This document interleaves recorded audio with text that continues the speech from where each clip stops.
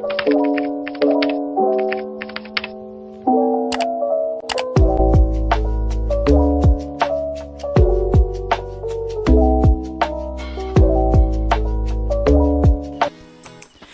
semua, untuk video kali ni saya nak masak masakan Thai lagi, which is masakan saya sehari-hari lah.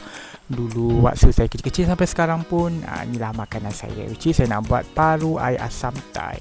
Okay, kat Thailand tu jarang lah nak ada paru sambal ke apa ke. Kebanyakan kalau paru macam ni kita orang akan makan rebusan pada empuk, ada cicah dengan air asam.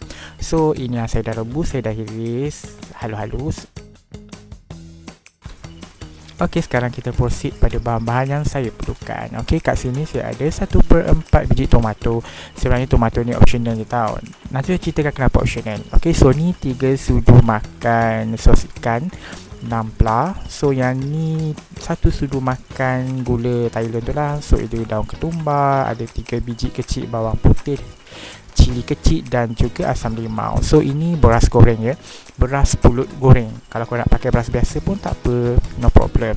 Okay, so ini saya ada serbuk cili Thai. Dia ni sangat-sangat pedas tau. Kalau korang nak letak, korang letak. Tapi saya tak letak lah, saya nak tunjuk je. Okay, so sekarang ni semua bahan ni saya blend. So inilah hasil dia.